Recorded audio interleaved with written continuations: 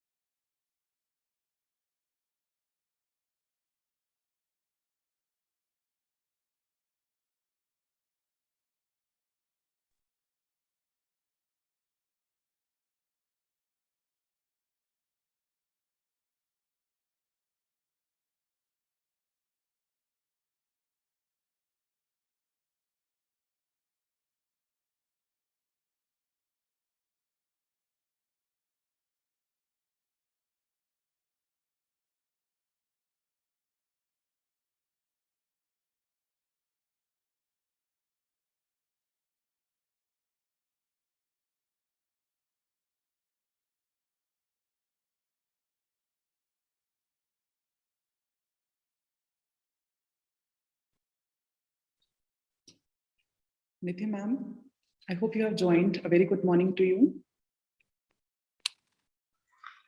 Good morning, ma'am. I welcome you to the GEMS, to this platform. Good morning, madam. Good morning. Good morning. How are you, ma'am? Very well, thank you.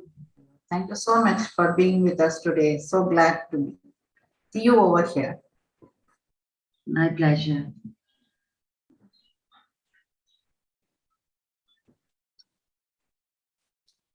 So, Rashi ma'am, I'm good to start whenever everyone's come so that we can, yeah. Ma'am, we'll be starting in next 2 to 3 minutes. Absolutely wonderful. Yeah, students are still joining. So in next Sure, 2 to absolutely. start at 11:30, we'll start. Absolutely. Okay, ma'am. I'll just go on mute. Yes, sure, ma'am.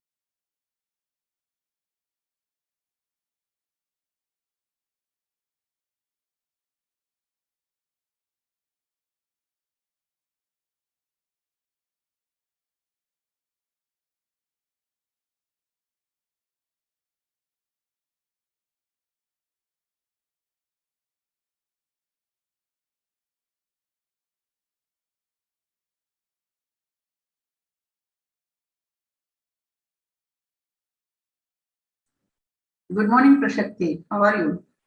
I am able to see you. Good morning, ma'am. Good I'm morning. good. How are you? Yeah, fine. Nice to have you here. And thank you so much for your kind help also. This one. Glad to be here, ma'am. It's my pleasure. Good morning, Nidhi, ma'am. Good morning, ma'am. Good morning, ma'am. Good morning. Good morning to all.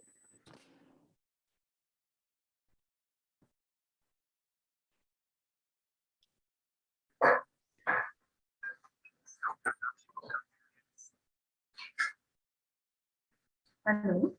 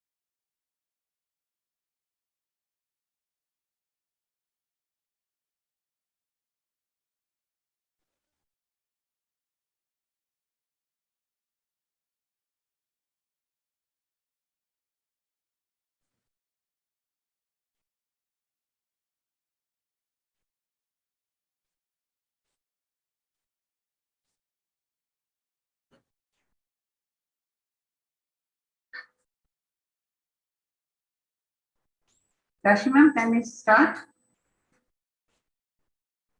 Yes, ma'am, definitely. I would like to request Ipshita Jalal and Bhumi Sharma to begin the session.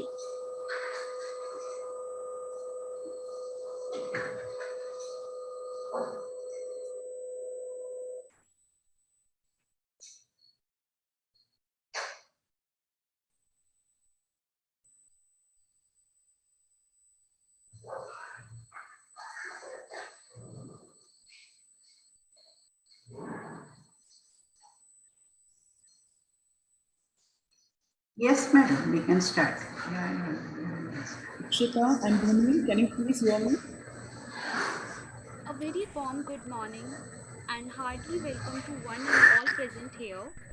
I, Bhumi Sharma, along with my co-host Ipshita Jalal, student of BBA, first year, welcome you all to the session on exposure and field visit for problem identification.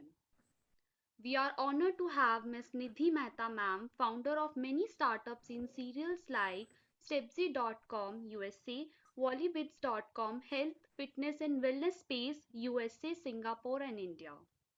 Needy B e-commerce, e-tailing brand, India, self-achievers, ET Tech.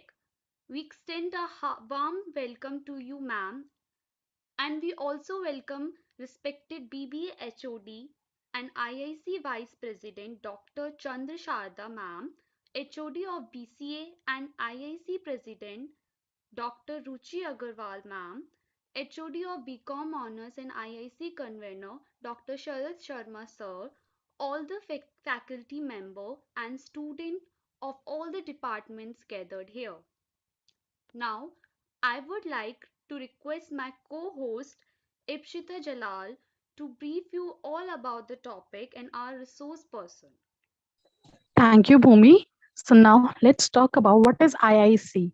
In the year 2018, the Ministry of Education, through its innovation cell, launched the concept of IIC, Institutions Innovation Council, in collaboration with the AITCE for higher educational institutions to foster the culture of innovation and startup ecosystem in educational institutes. Since then, we also have active IAC at JEMTEC. Primarily, its role is to engage large number of faculty and students in various innovations and entrepreneurship related activities such as ideation, problem solving, proof थोड़ी of चोट concept. तेरी माँ की चूत क्या देख क्या रही है चश्मिश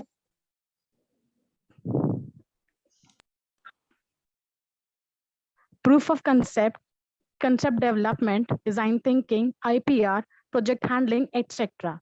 Now, I would like to take the opportunity to mention about our respected speaker of the day, Ms. Nidhi ma'am. She is an MBA graduate from SP Jain Institute of Management and Research and an LSR graduate in BCom Honors. She has a certificate in entrepreneurship from ISB Hyderabad and Harvard. Most interestingly, she is a Silicon Valley serial entrepreneur, public speaker, entrepreneurship trainer, business coach, podcaster, mentor, and an adventure sports and travel enthusiast.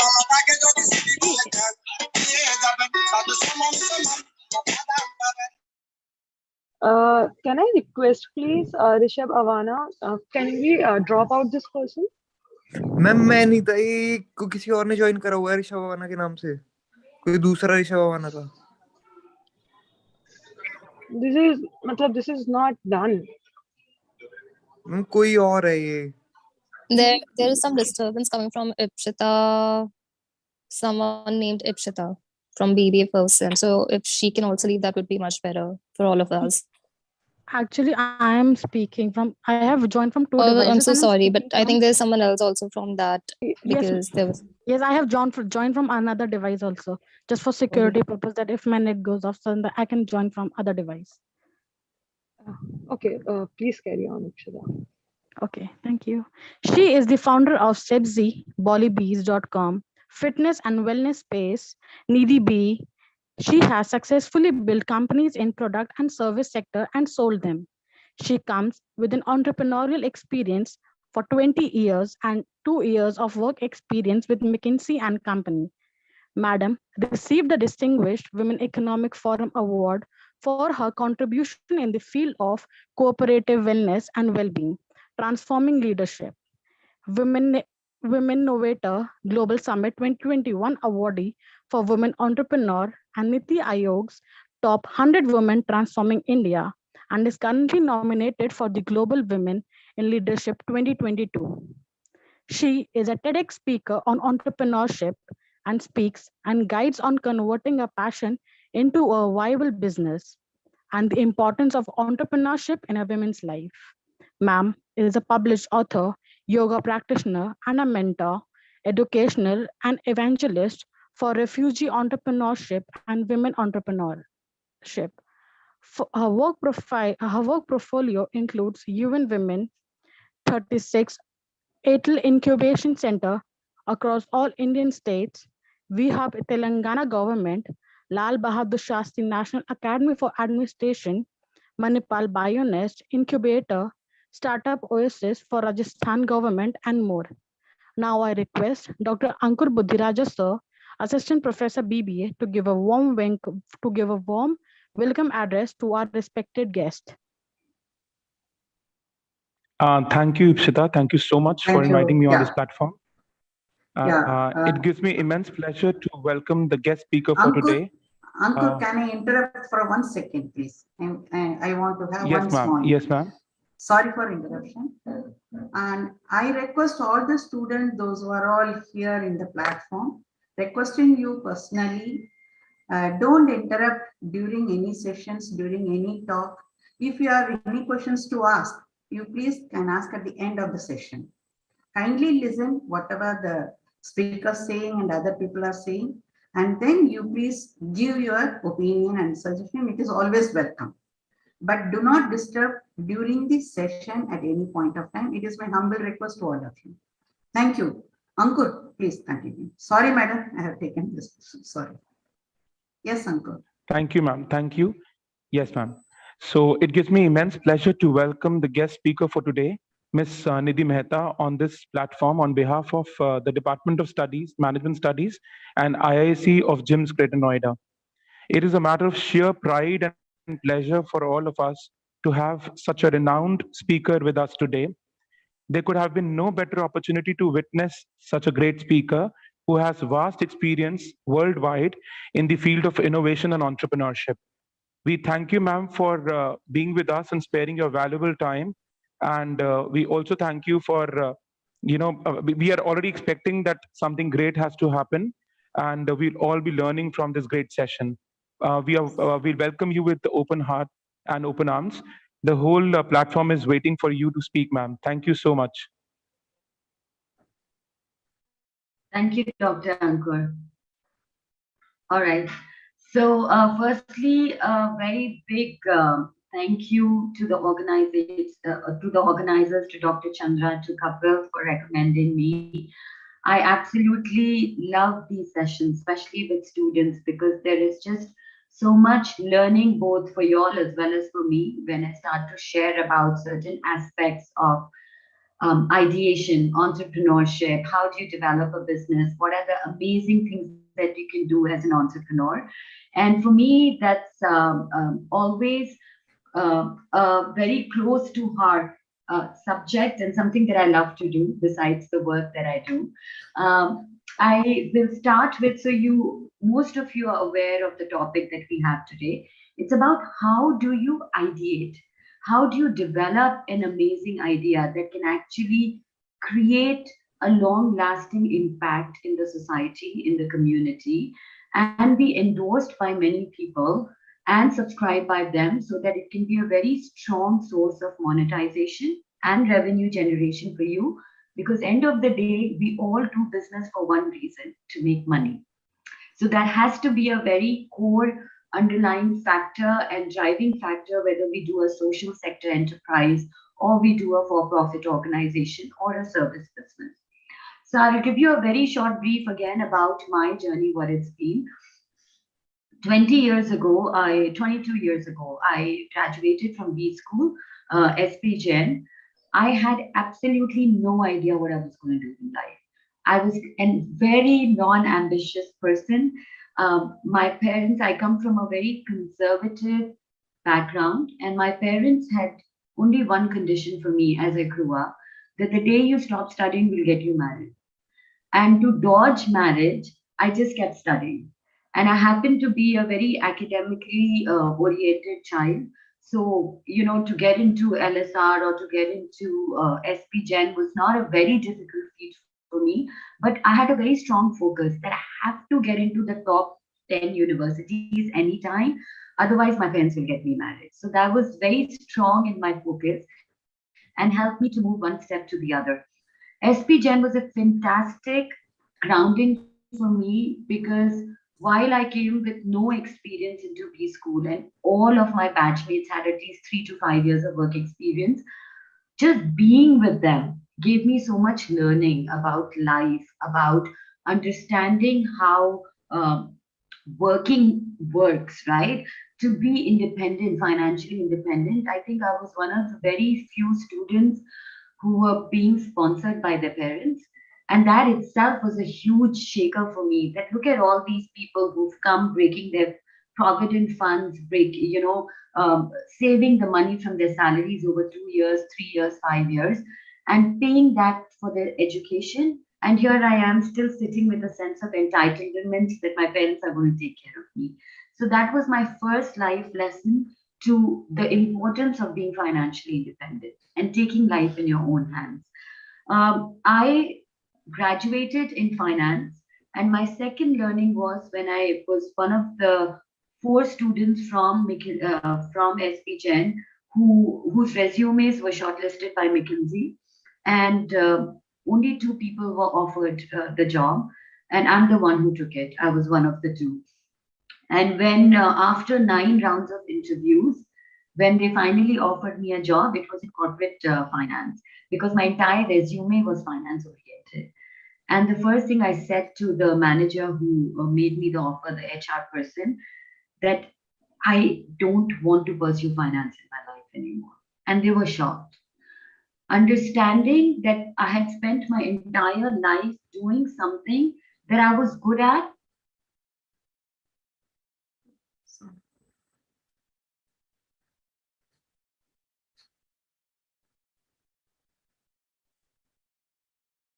Sorry, can you hear me? Yeah. Now it's there. Yeah. So what I realized in my B school was that along the way, I had started to love attending marketing classes. The subjects of marketing really excited me. It made me spark, and it made me realize that that is something that came very naturally to me.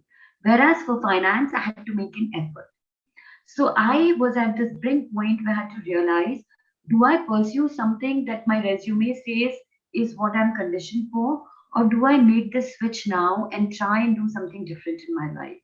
And I was very fortunate that at McKinsey, when they heard that I didn't want to do corporate finance and I wanted to pursue marketing, they actually allowed me to shift into something called e-commerce and e-marketing as a subject.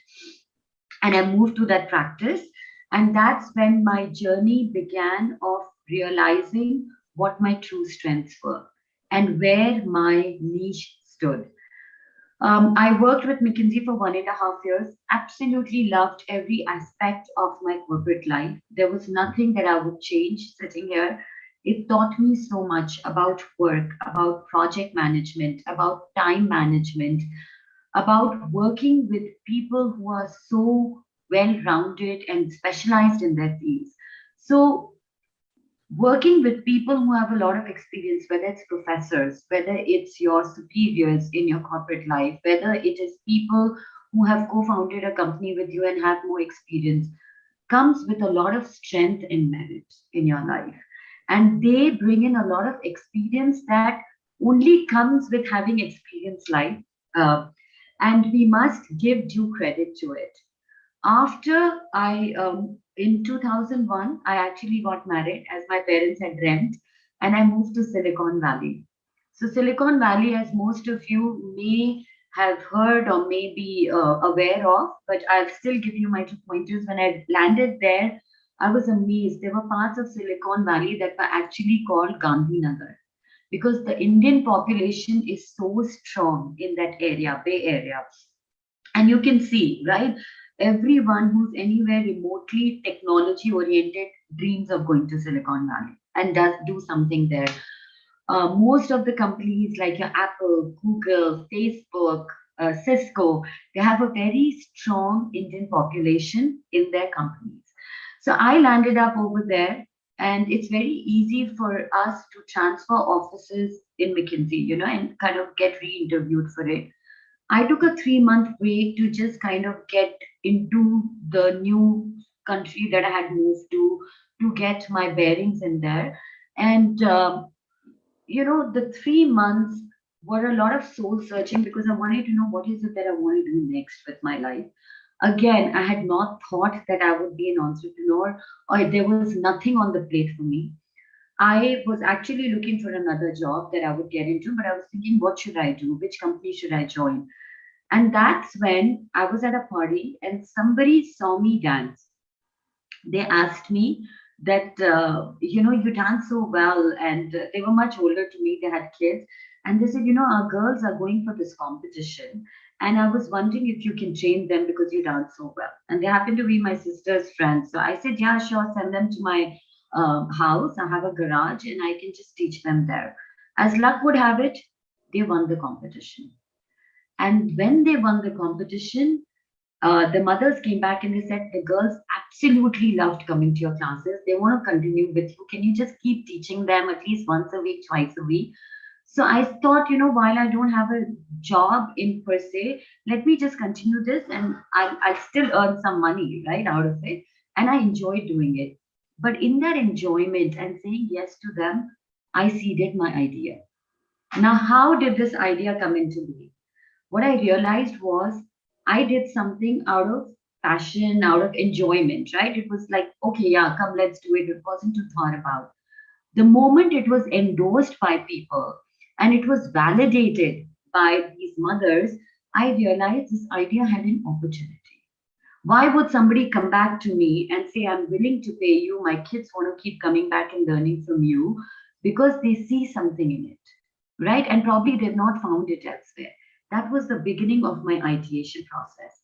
Two, the moment they said that, and I started to teach, I realized I wasn't just good at dancing, I was so good at teaching. So, realizing my own personal strength and skill set. Dancing is something I had, of course, never imagined in my life I would think of as a career option.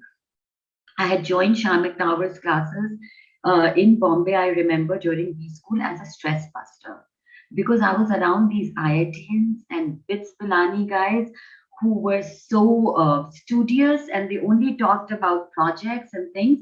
It would stress me out. I was a BCom honors kid, right, who had no experience. So I joined these dance classes because I loved dancing and I thought it would be a stress buster and something different I would be doing. And in that, I had developed certain skills that would actually help me to start my own business later. So, again, to help you understand, I had no formal training in dancing. I've not gone to a proper dance school. I was just at a student in a dance studio trying to not just get fit, but as a stress buster. For me, it wasn't for fitness. When I started to work on the idea that could this dance be a potentially bigger idea, I started to do my research and I realized there was not a single dance fitness studio in Bay Area that time. Second, there were so many people who came from Indian origin that every person who wasn't an Indian was associated with somebody who was Indian. Either he was a colleague, either it was a friend, either they were married to an Indian. So they had some sort of a connection with India. Now, connection with India usually gets connected to Bollywood. People visualize India as what they see in Bollywood. So they're all very aware of Bollywood. If you go to Stanford, if you go to Berkeley, they have very strong Bollywood clubs, where kids come, they dance, they have performances, they go all around America competing. So Bollywood songs and Bhangra was very, very popular. So I started to put two and two together. I said, okay, if I take this idea where I provide fitness to people through the medium of dance, because again, I realized people in America are very fitness conscious. And I, for myself, know that I hate going to a gymnasium. I cannot work on standing machines, on something that is just stationary. So, what was I getting at? Can I provide them an alternative mode to fitness that will allow them to cater to their fitness level, but at the same time give them a different flavor of working out, which is combine dance into it, bring Bollywood and Bhangra into it, so that becomes my niche, what I'm offering, and at the same time give them an experience that they absolutely love. And how would that experience come? Not from a garage, but from actually renting out established dance and fitness studios which have great music, good flooring, and where I can get people together in a group of 20 or 30, run these classes and make them have an absolute aha experience every time they come to my class. That's how my business modeling started and my ideation came through. I spoke to a couple of people to validate my idea further, and people actually just bit into it. I don't think anybody said to me, oh my God, this is not going to work. Everyone said, oh my God, this is brilliant, what you're saying, because there is nothing that exists right now in the market. So again, finding an opportunity that is not there in the market and that the market is ready for. Even though nobody is seeking that, if I can plant it, there will be enough buyers and subscribers to it. So I formulated a company, I created a business plan around it, a structure on how I would go about it. I was really young then, right? So I didn't analyze it too much or over analyze it to stop me from doing it. So one thing I always say is the beauty of being a student entrepreneur is you don't over analyze like adults do. Over analysis leads to paralysis. And so some amount of doing business opportunity, validation, ideation, all that is important.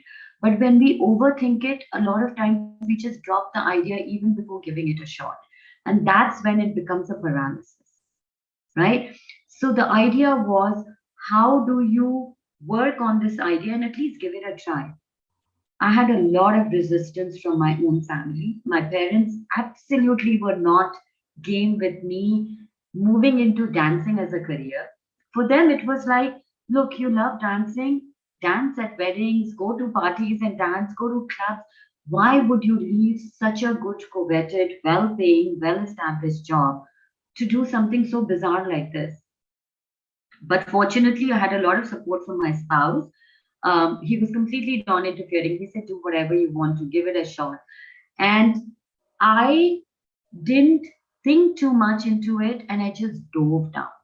And I put in a lot of hard work. I put in a lot of work in terms of how I'm going to do it, what am I going to do, preparing myself to be able to teach. Again, remember, I had no formal training in dance. All I had was my 2 years of Shaman Davar's classes. So I did a lot of joining of salsa classes in the Bay Area to understand how do teachers teach, how do they structure the class, right? That was important and that would determine my success. So based on this, I started my classes, and 4 years later, the Bollywood, it was called Steps Incorporated. It had become such a big brand in the area that if you went to any party, if you went to any event where anything relating to Bollywood was happening, it was directly related to my company or me. Everyone spoke about it. In fact, my students took me to corporates like Google, Cisco, Yahoo, Sun Microsystem, and I moved the company to the next level by actually taking the classes to corporates. So introducing corporate wellness as a medium through dance in their own office premises so that people didn't have to drive to come to my class. I was going to them. So what was the second thing I was giving to people? Convenience. So there are a lot of aspects you have to decide when you're ideating. What are the unique points that you're giving to your subscribers that they will actually want to subscribe to you and use your product or service? Now, based on that, I will share a presentation and I will use my own examples to help you understand how the entire process works. So there is some amount of something that you can kind of bring it together with, relate to. Today, we're going to talk about how do you develop that winning business idea. All of us ideate all the time. You know, when you're sitting with friends, when you're in a class, sometimes when you're in the shower, when you actually see a product or service, ideas start to emerge in your own minds. Yeah, I could have done this different. I can do it this way. Aisa product kyun banaya? Waisa karna chahiye tha. It would have been better, right? these ideas keep coming to our mind, but what do we do with them? Do we really work on them, or do we just let them keep fleeting us like a shooting star? It comes and it vanishes, it comes and it vanishes. If you're really serious about working and becoming an entrepreneur and choosing that as your line of career path, then what I would tell you is start putting these ideas down. Whatever comes to your mind. I actually won in one of the competitions a book. It's called the Idea Book. But you can just take a plain diary, and any idea that comes into your mind, you note it down. And when you note it down, you start to work on simple things like how will you make this idea work? What would you name it? How will it start to generate revenues? And just start to fill up pages after pages of different ideas. So the idea to ideate is you will have multiple ideas that you come out with when you actually start to work on this. How do you pick an idea from those multiple ideas and make a successful business out of it? So there has to be, like I told you, a structured framework which helps you to take your idea to the next stage of actually validating it and launching it. So that method, that structured method is what I want to take you through, because that will help to determine that you have a much higher chance of success with this idea that you want to work on. And that the time and the resources you spend on it actually are well worth it. Okay.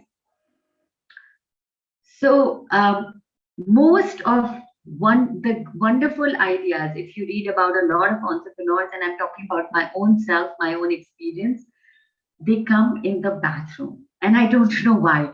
Maybe at that time, our mind is completely checked out from all the hustle bustle around. Maybe it's just like a detox time or a de-stress time. I have no idea. But some of the best choreographies that I've come up with have come in the shower time.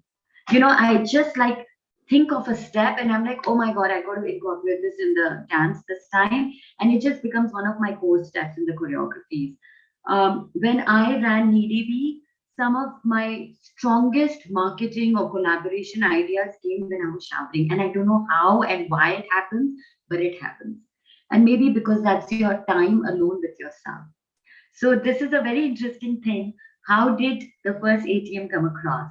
So just reading it out, you can read it, that how, you know, the John Shepherd Barron was thinking about how difficult it was to get cash when you actually need it, right? Earlier, when you didn't have ATM, you had to go to a bank, you have to give a check and then get the money.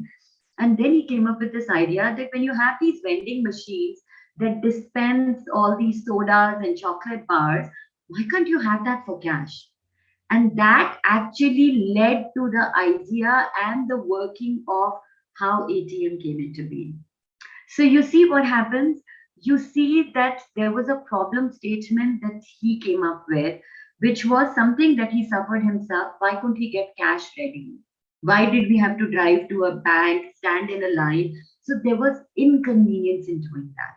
And then you see this idea or this product which makes certain things so easy, like a vending machine, that, you know, you're in your college, you don't have to go to a canteen to buy it right next to, say, your classroom. You just go put in the money and it dispenses a soda bottle and you drank it, right? So the same way, could he have done something that gave instant cash and was available at every nook and corner that allowed people the convenience of having access to immediate cash? So the ideas that we come up with usually come out of a problem or I would say a void that we see around us in the community or society. Now, while I'm taking you through the next few slides, I have a very big request from all the students, anybody, whether it's a professor or a student. If there are any questions that you have on anything that I'm talking about, please keep putting it in the chat box. I really want to spend at least a good 20 to 30 minutes answering your questions so that you get some clarity on certain things that you feel stuck and you feel you're getting challenged about. And hopefully I can help you able to overcome those challenges or overcome that hump through this session. Okay, so feel free to put in any kind of questions or any kind of thoughts that you have over there. Now, how do we develop a business idea? Okay, the idea is that we must generate ideas, and like I told you, write down any ideas that come to us. Okay, so this is the first process. You keep writing, and then you take your book one day and you sit down in complete isolation with no phone distraction, no computer, no friend, nobody.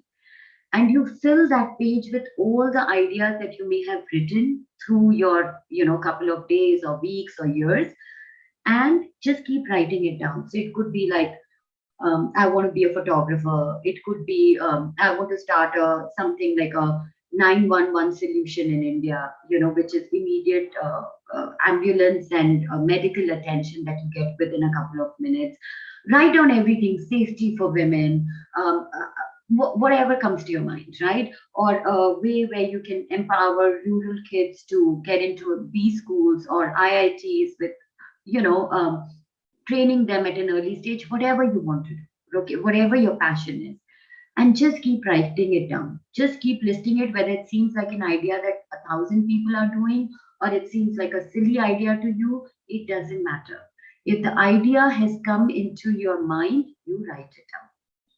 Now, once we've done this exercise, I want you to, and when you're sitting down for an hour alone in isolation, I want you to go through all of those ideas. And then keep picking on what you think seems like an amazing idea that resonates with your heart. Okay, that is the second round of shortlisting your idea.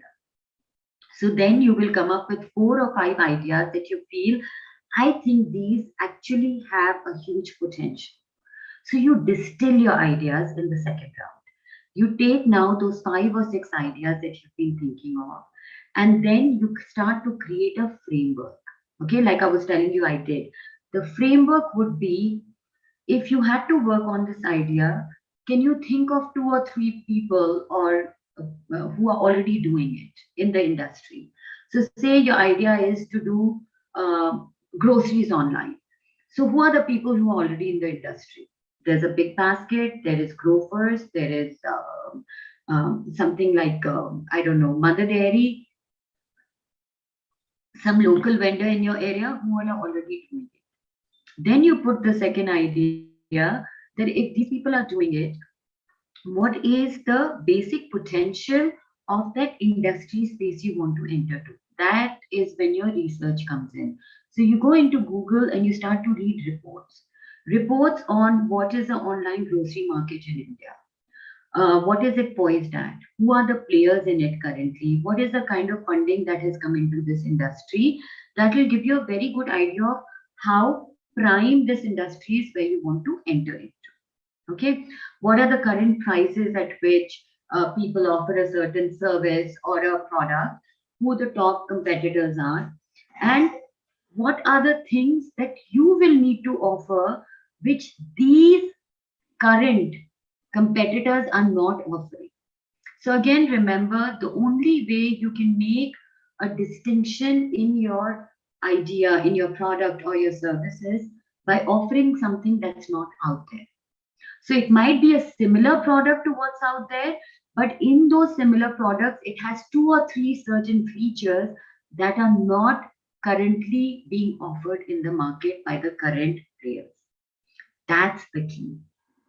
So giving you, again, going back to the example of what I was doing, what did I do? It's not that there were not gymnasiums that were offering fitness classes or fitness there. When I started to do my research, I realized there was no standalone dance fitness classes using Bollywood songs as a medium to create that fitness. So what did I coin my tagline as so that people would get attracted to it? Dance fitness inspired by Bollywood. Okay, so what does it tell people? People who love to dance, this is a class for them. People who are looking for fitness, this is a new fitness alternative orientation for them, a different product, right, that is being offered in the market. And it is something to do with Bollywood songs because it's inspired by Bollywood.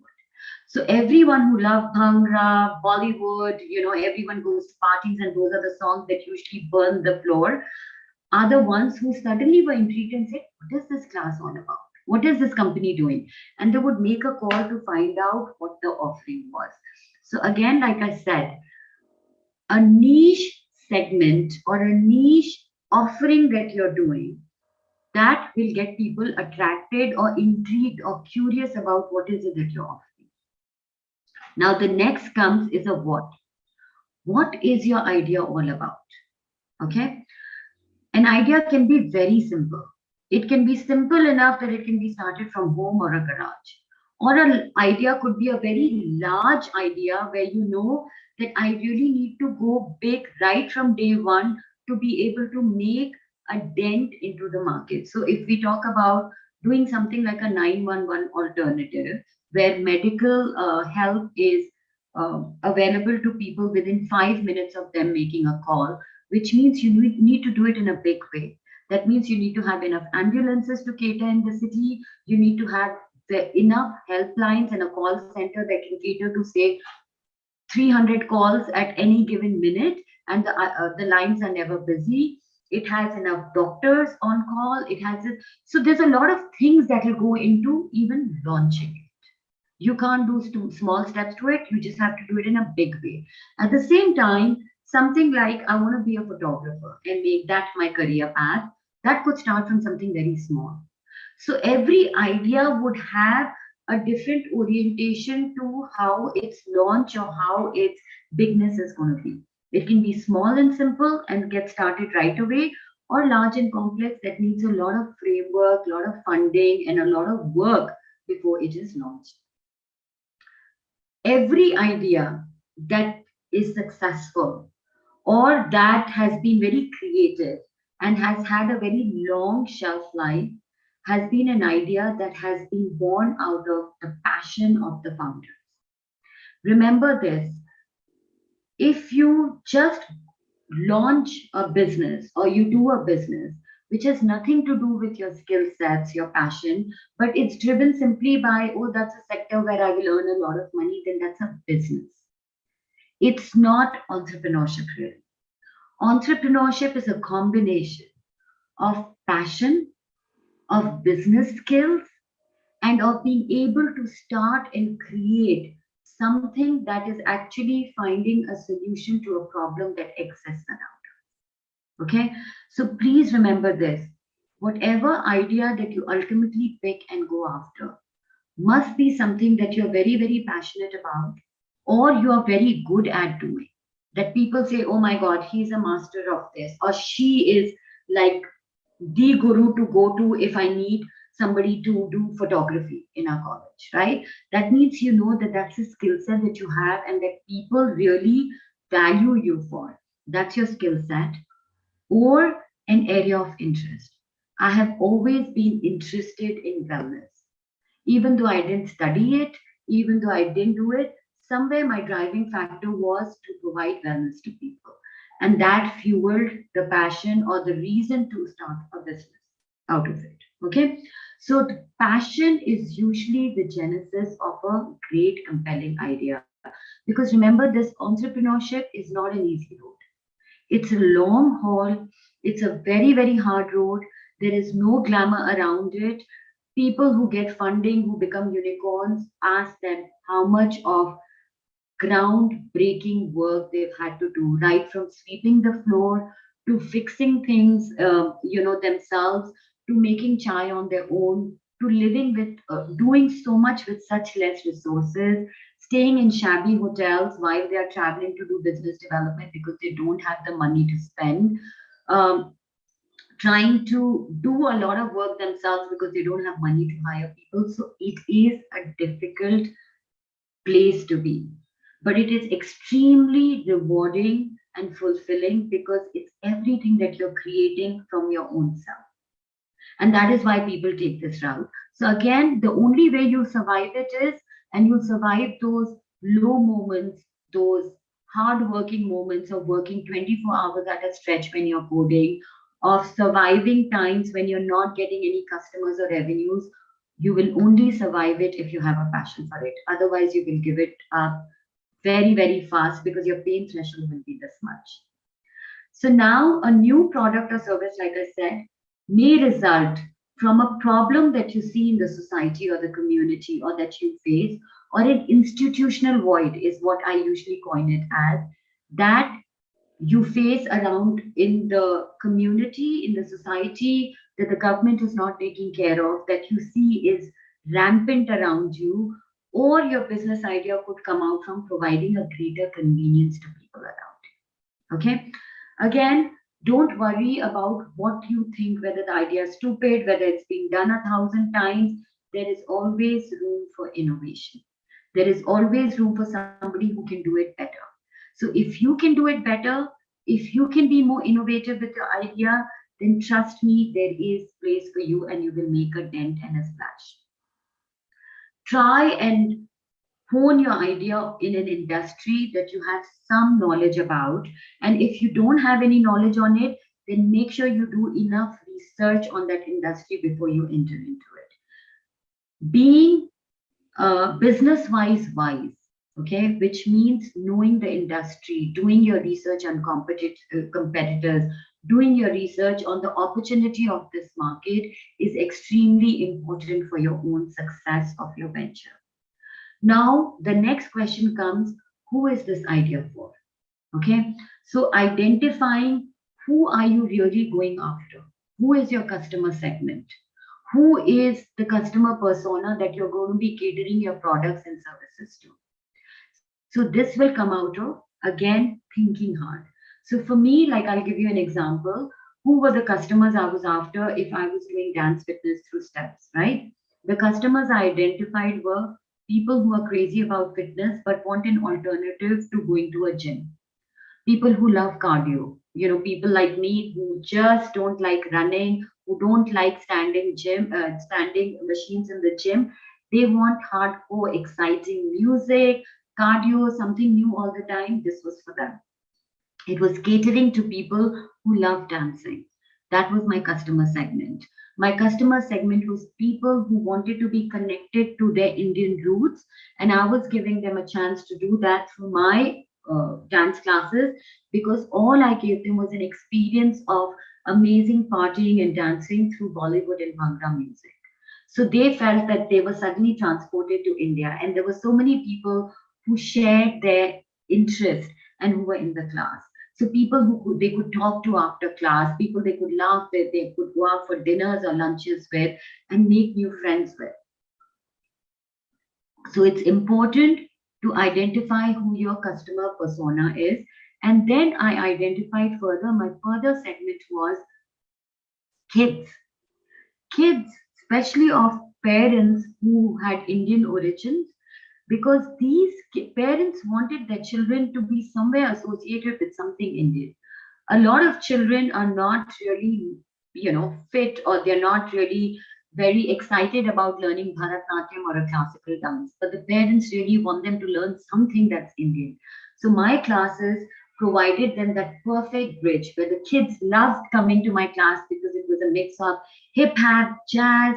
Their parents wanted to do something which was Indian, so they were keeping their parents happy, but at the same time, they were doing something that was like really cool.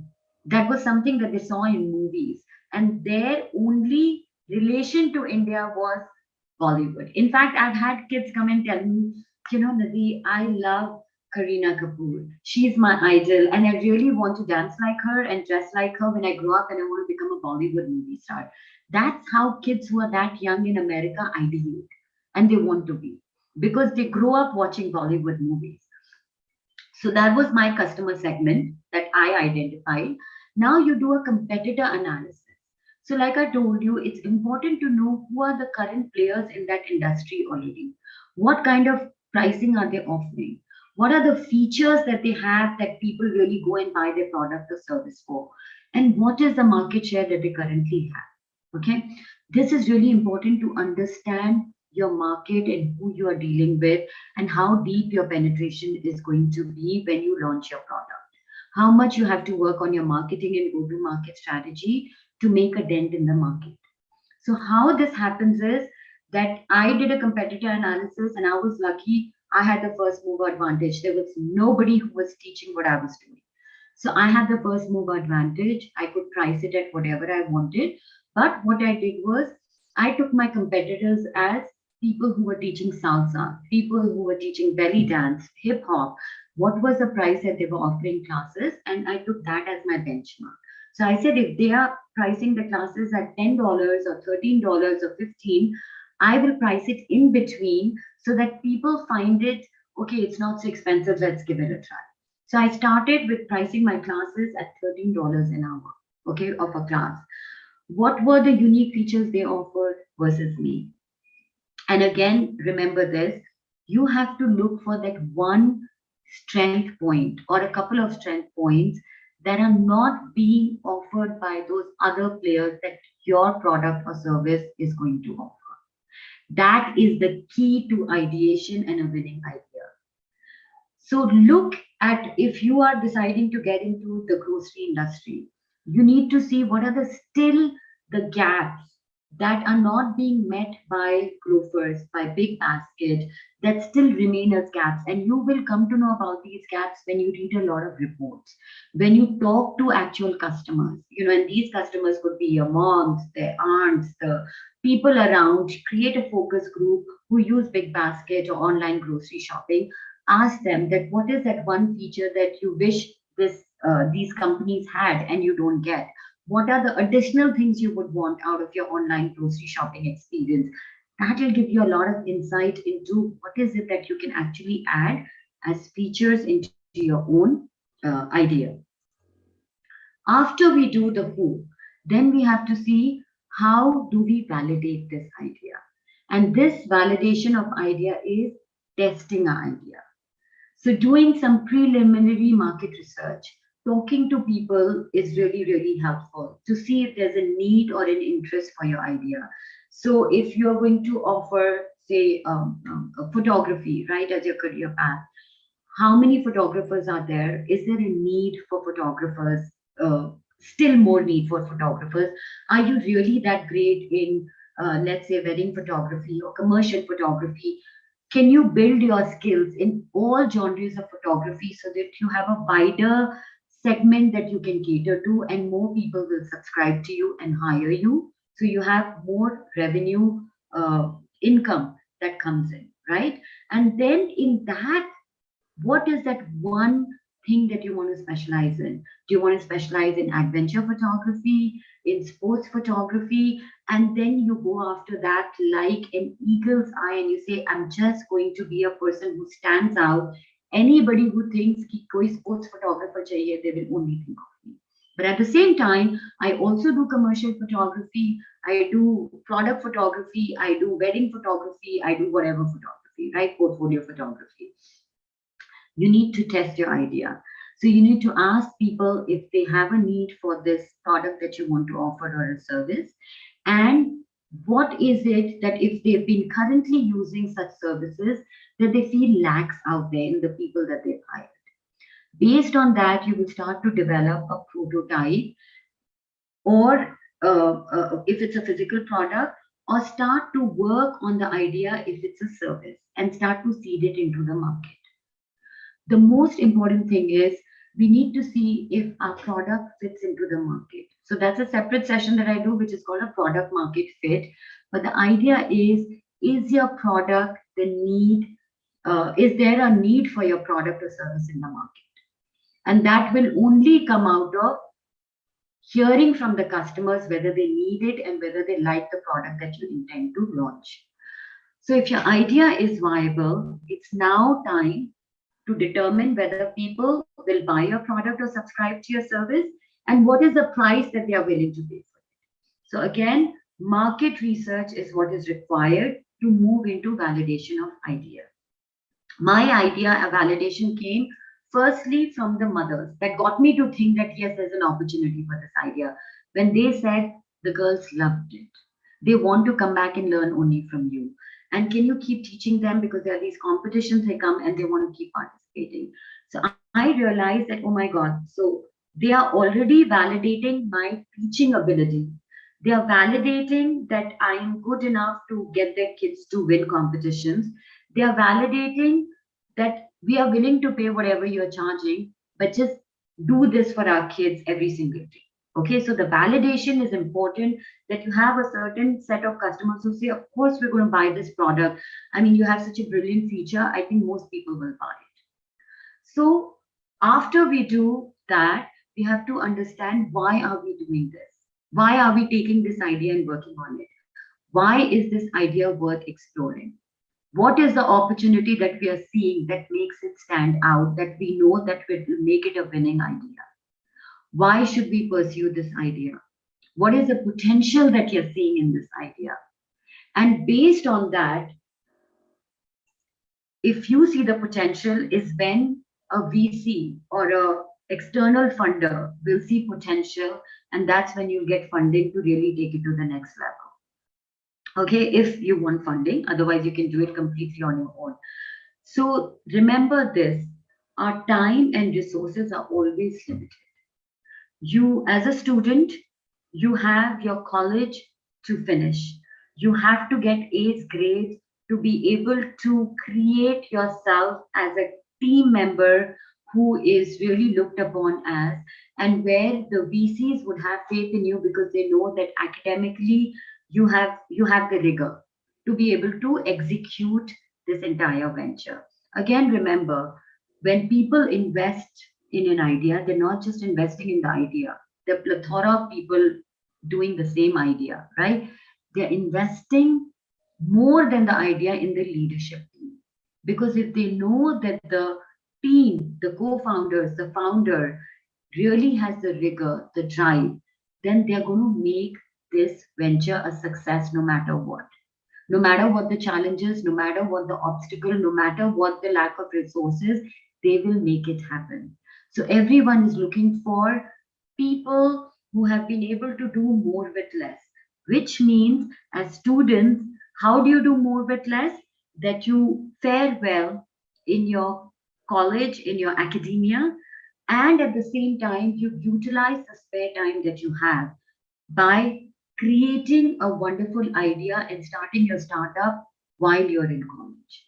And I tell you, there is no better time than school and college to really seed in an idea, because this is the time where you have so much of energy, and you have your teammates, you have your college friends, you have your colleagues who can actually become your founders and co-founders who share that same vision with you. So it's really easy to create a team. It's really easy to be creative because you're already in that zone. And what better way can it be where you actually start to put your theoretical knowledge that you're learning from your books into practical knowledge right in college itself and build a venture out. So instead of wasting your time doing, just spending in cafeterias and going for bike rides and spending time on Instagram and just binging on social media, I say if you can take 2 hours every day and just work on an idea that you really want to manifest, trust me, that's all that you need. You don't need more than 2 to 3 hours.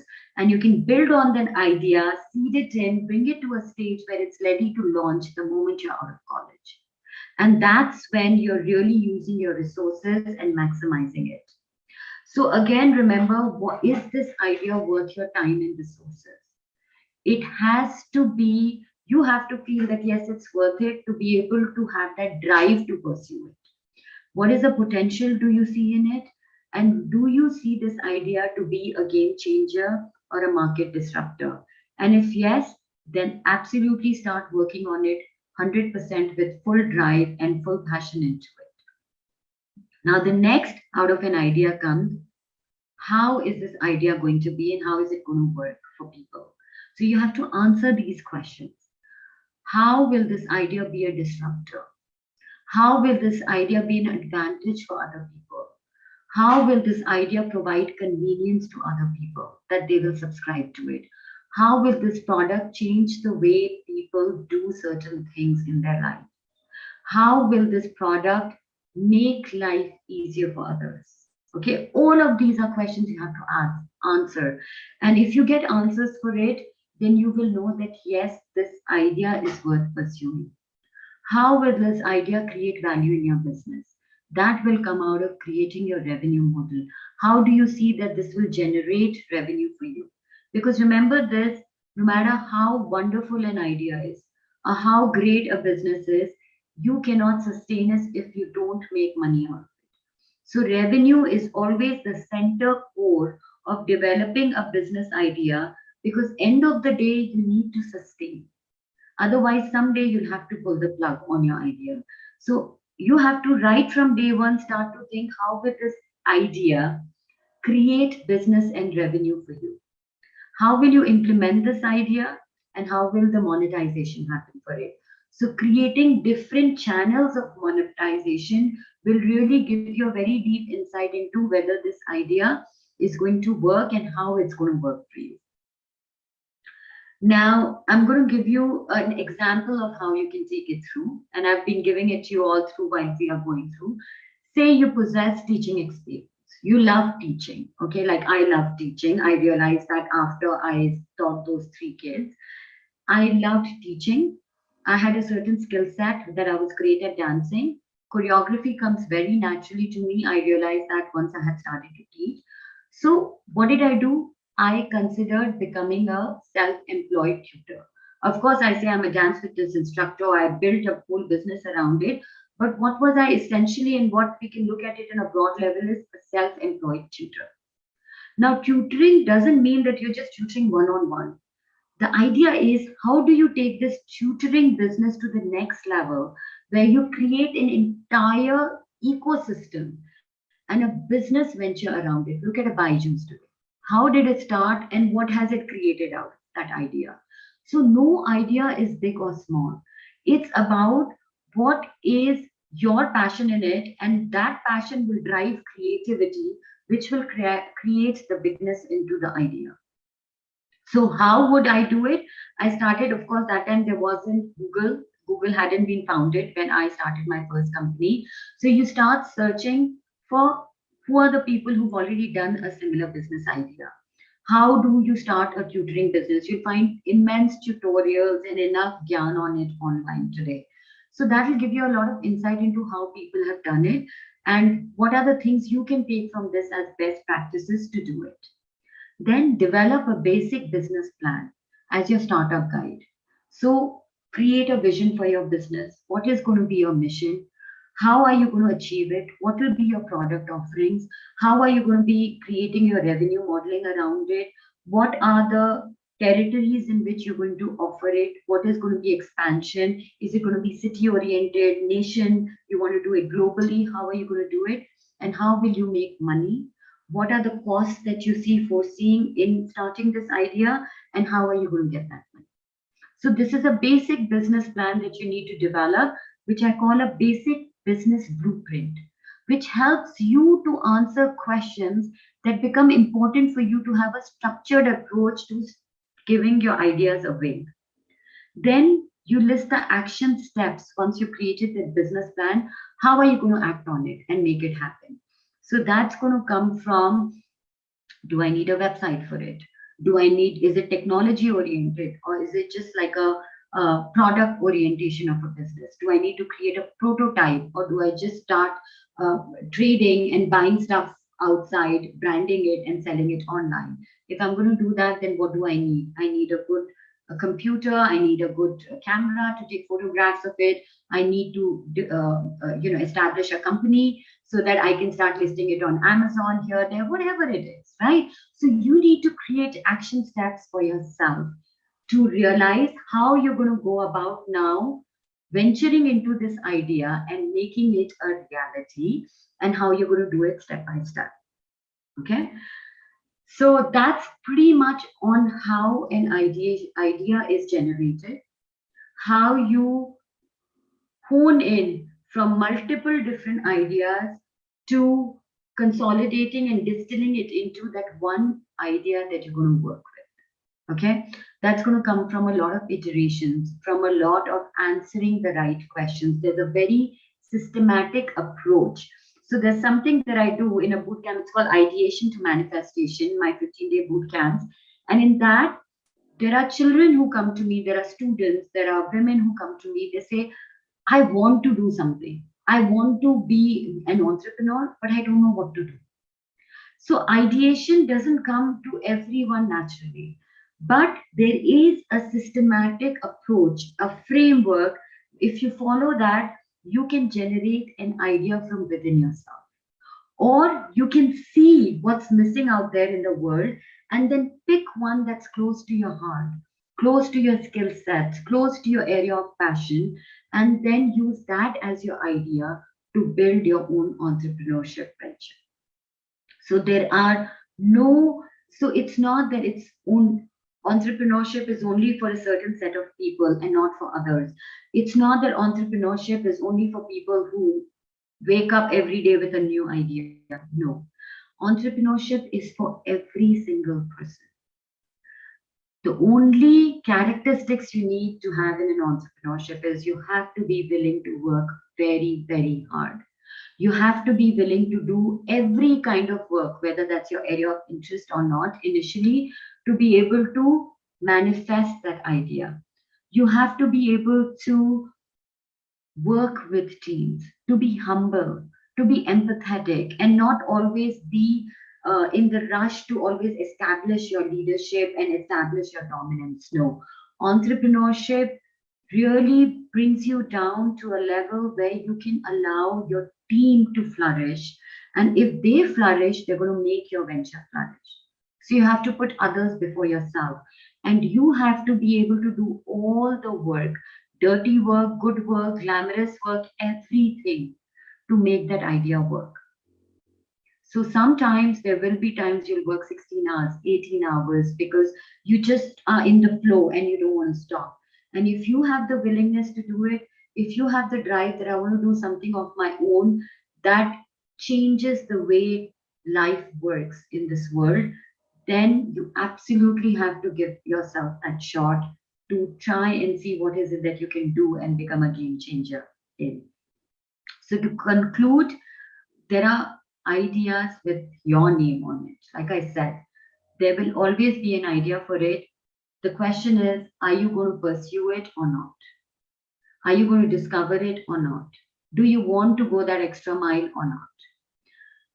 You look and see problems and opportunities in your own environment, in your own little radius, in your own college area, and you'll see there are plenty of problems and opportunities you'll be able to see because they exist, and then you can actually start working on them in a small scale to experiment. Based upon your knowledge, imagine solutions to the problems that you see around you. Like I said, based on my knowledge, I started to imagine solutions to what I saw was non-existent in an amazing country that I had landed up in. Based upon my expertise, I started to see solutions that, okay, there are no classes that are run in studios. There are no classes that are Hollywood oriented, right? So very strong niche. There are no classes that are outside of a gym that are just doing dance fitness classes or fitness classes. Can I provide that? Those are the solutions I was giving. And I was giving a bigger solution to my students, to the participants, that was an opportunity to get engaged with people who share similar interests, to build a community around this dance classes, to make new friends, to make new relationships. I mean, I take great pleasure in saying it, but there's so many people who came to my dance classes actually went on later, they met in my classes, and later on in the years they got married because they had found a very common area of interest. They had started to meet every week and they found some synergy in themselves, and then they decided to spend their lives together. So what I'm saying is that people found different things that were happening in class, different dynamics. Mostly when we work in an environment, we are only meeting with people who belong to that certain area. When we go out of that area, we start to meet people from different walks of life.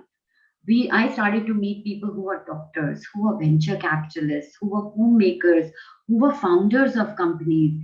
they were coming to my classes. So imagine the opportunities it opened up for me.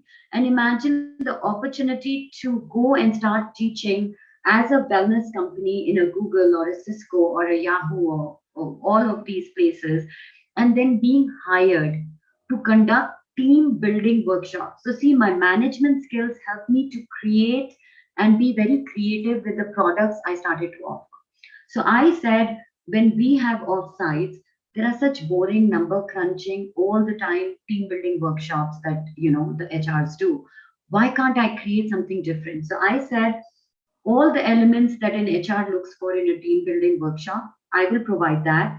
But my team building workshops will be fun, where people are going to wear track pants, they're going to loosen up, and they're going to do team building through dancing.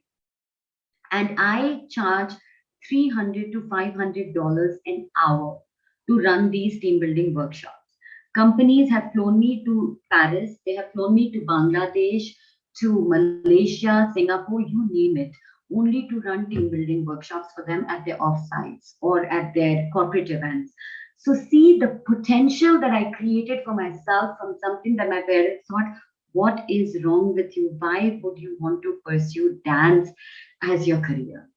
So what did I create out of that dance? Something that was hard for anybody to envision, hard for me also to envision, but doors kept opening up for me because I was creative, because I was passionate about that idea. So be zealous and passionate about your ideas because they are yours. Test your ideas. So like I say, always be, don't just dive into something without testing the water. Okay, so make sure that you test it a little bit, you create your prototypes, you create your product market fit before you go wholeheartedly into it. But don't over analyze to paralyze yourself. Don't overthink it. Don't oh, but this won't work. Your mind will tell you a lot of stories. People around you will tell you a lot of stories as to why you should not do what you're doing. But if you really believe in it, and if you can find 4 good reasons why you should pursue this idea, then trust me, listen only to yourself and give it a shot. And then the last thing that you need to ask yourself is the market ready for your idea? Should you launch it now or should you launch it later? And that will decide the speed with which you want to work on your idea and launch it. And I will conclude with this, that to make great ideas a reality, we must act, we must experiment, we may fail, but we will pivot, we will adapt, and we will learn on a daily basis. Most of the companies you see around have pivoted. We start with one idea and then we change and refine it as we keep learning more and more when we go into the market in the real life world. Something that started as a taxi company now today is launching its own fleet of EV scooters. It saw an opportunity there. Maybe that will become the core business tomorrow. You don't know. But the idea is that you need to start first by at least thinking, by ideating and being in that zone that I want to start something of my own, acting on that idea, and at least to experiment with it.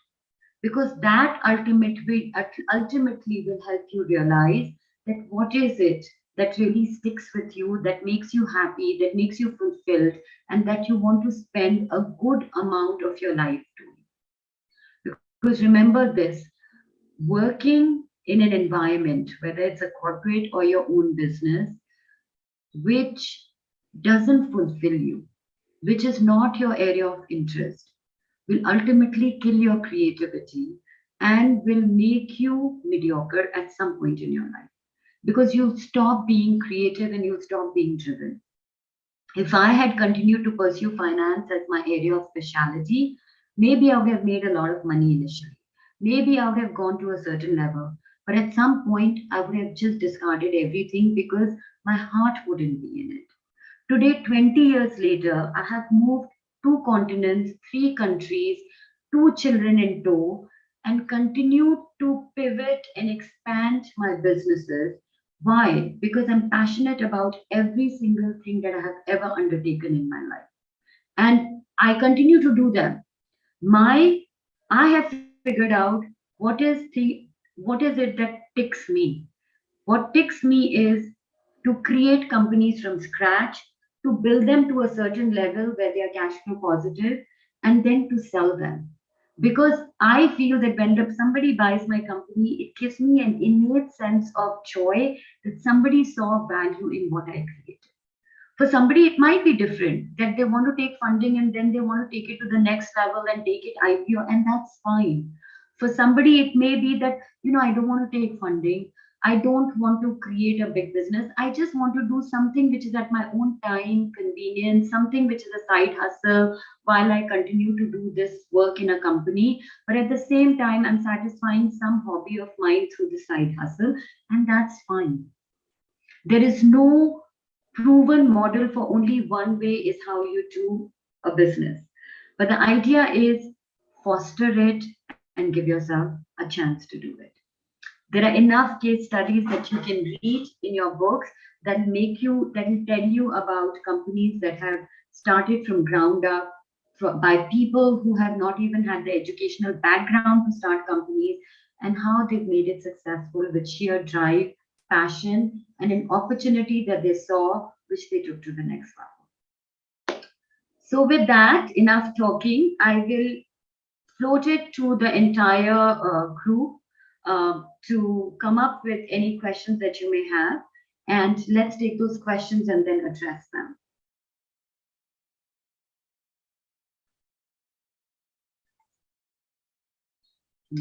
I'll stop sharing. So do we have any questions? I don't see anything in the chat box. So you can go off mute and please come online on video and maybe ask a question if you have anything that you've been playing with, anything that you have been ideating on, and you just want to get a feedback on it. Anything that you can understand in this presentation, or that you feel, how does this happen in a business? Please take this moment to ask now.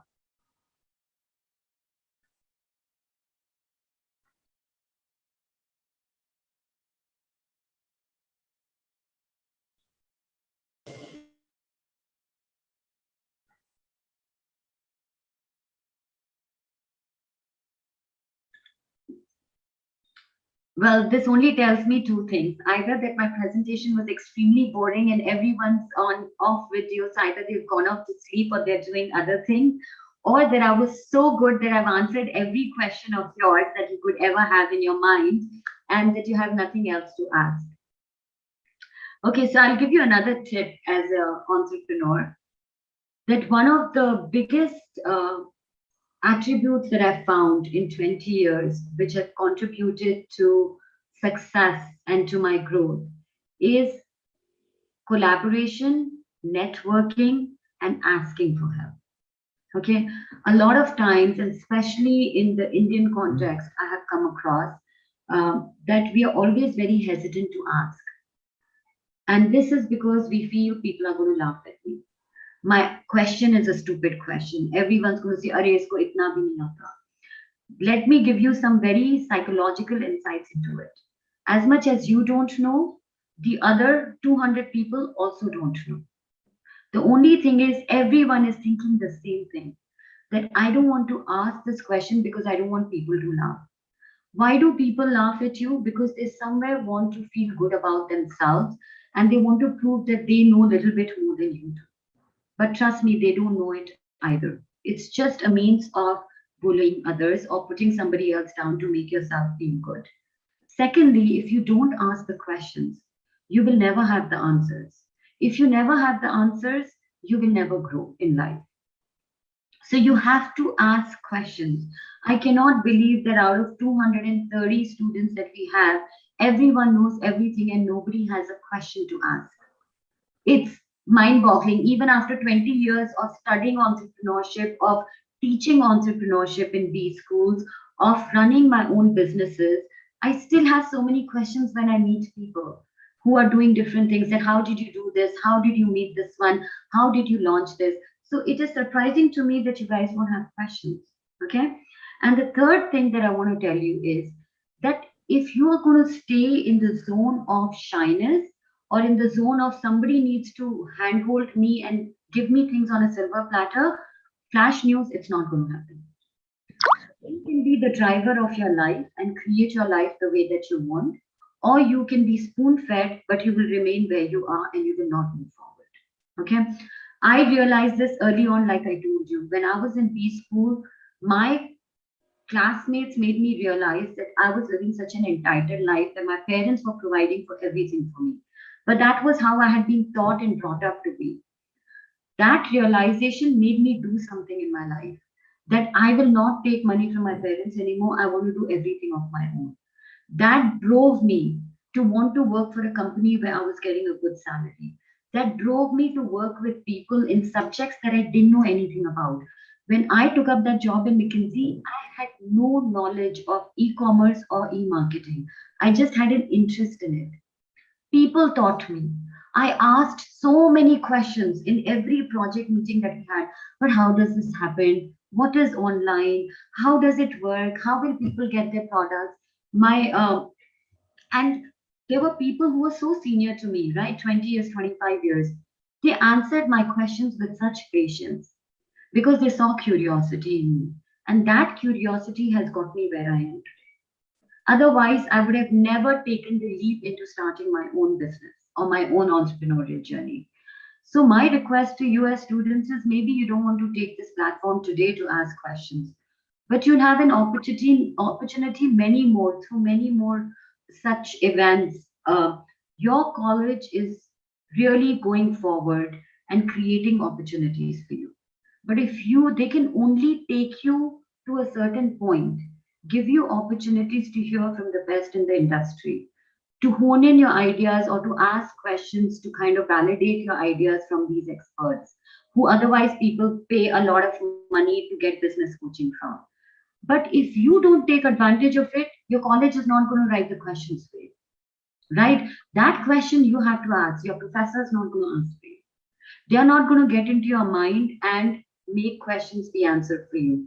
You have to decide what your question is and whether it's worth being answered to or not.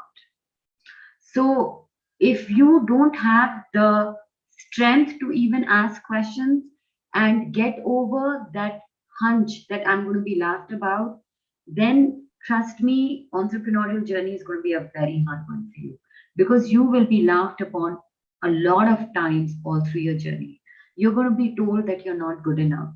You're going to be made to feel that your life, what are you doing? Look at me, I'm earning 20 lakhs a year and you're not even making 20,000 rupees a month. That's going to come a lot initially, till the time you've established and you start making 20 crores a year. But do you have the mettle? Because if you don't have the mettle to ask questions, how will you have the mettle to survive when somebody teases you and says that, look, what is it that you're making? Nothing. What are you worth? Nothing. So yeah, I'm absolutely correct. You are correct. I can only tell you this, that we have to get over these things. As much of the academic skills that we are given by our colleges, the social skills and the soft skills we have to develop for our own growth and for our own breakthroughs. That is something you have to do it for yourself. Nobody is going to do it for you and nobody is going to bring it for you. So the difference between all of you and anybody who stands out is that difference, that they stand out because they are able to figure out what is it that they want to do, and they want to make that happen for themselves. They are driving their life and you are being driven. So from the driven street of an Ola, sitting in the backside of the cab, to being on the driver's seat of your own car, to create your own destiny and shape your life. Sure, it's true. Thank you so much for the opportunity. No, madam, we are so glad, madam, to have you and listen a wonderful experience you have undergone. And really it is amazing, and one should know that it is what is the hurdles we are coming out in that one. How many hurdles you might have been met with that. It is not the easy journey. It It's might not. have thorns. It might have thorns, lot. But apart from that, because of the courage and the confidence and the what is that exposure you have, that made you to stand in this category of this one. Yeah. Really, madam, heartfelt thanks to you. And I think our students also will realize that they are children now. They are all children. So they have their own doubts and everything once they go into the another level. Yeah. I think, but these are all will be in their mind. That's somewhere in the brain. Yes. Everything will be there in the brain. I believe that. Somewhere else it will come out. Yes. And I really think wonderful. these sessions push them to think, or to, if they've been thinking, to just somewhere in their heart know that I'm on the right path. Yes, ma'am. I'm not wrong. You know, somebody could do something out of. That's why I always talk about both steps, because that is just a dance. So I say, if you love music, if you love photography, any hobby that you have, the idea is, how do you ideate to make it into, don't think small, always think big. What are the amazing things you can do with this, right? Yeah. And money will come. I've been in a product-based business, right, where it was all about my business skills. How did I make that product successful? The Selling, brand, yeah. building the brand. And that was much harder for me, because it wasn't just passion.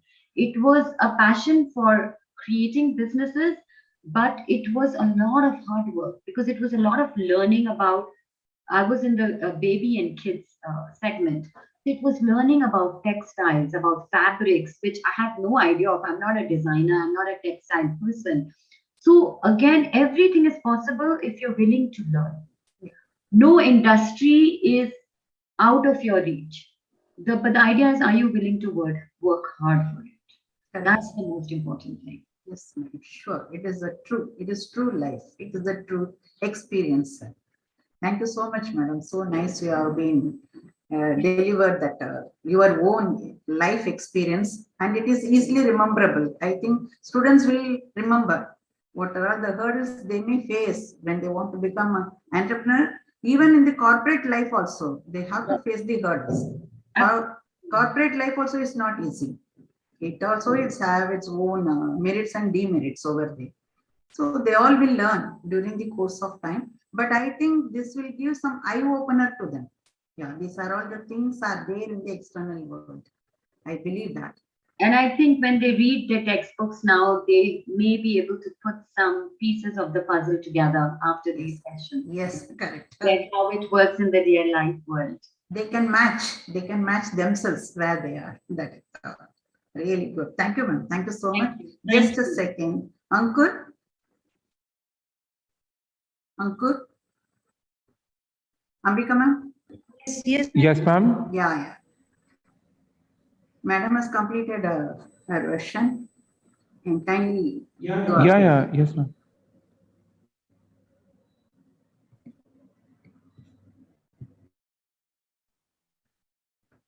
Great inputs with all of us. It was quite inspirational and learning.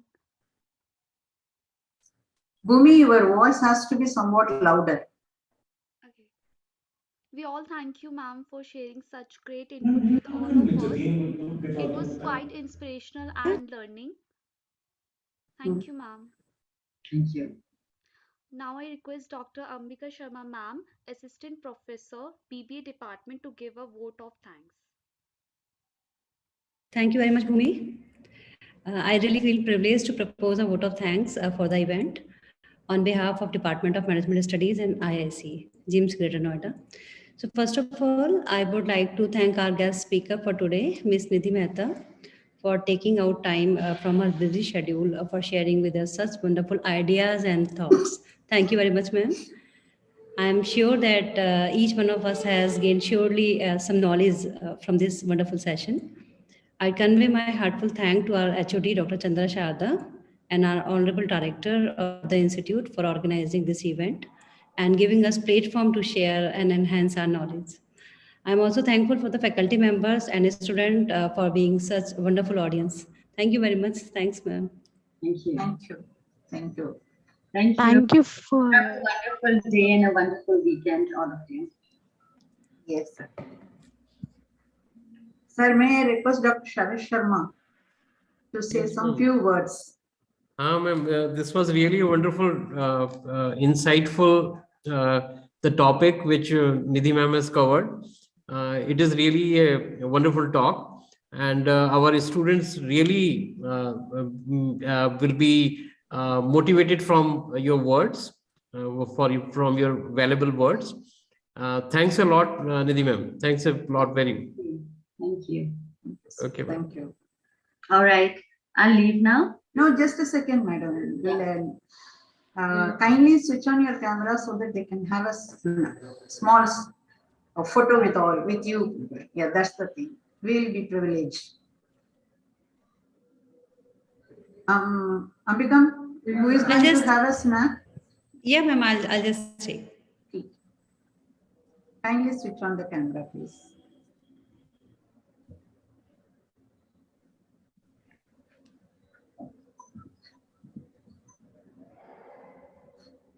Done. Thank you, ma'am. Thank you. Thank you, ma'am. So nice of you. God bless you, ma'am. Thank I'm ending the session. Thank you so much to all Thank of you, those who are present over here. Thank you, ma'am.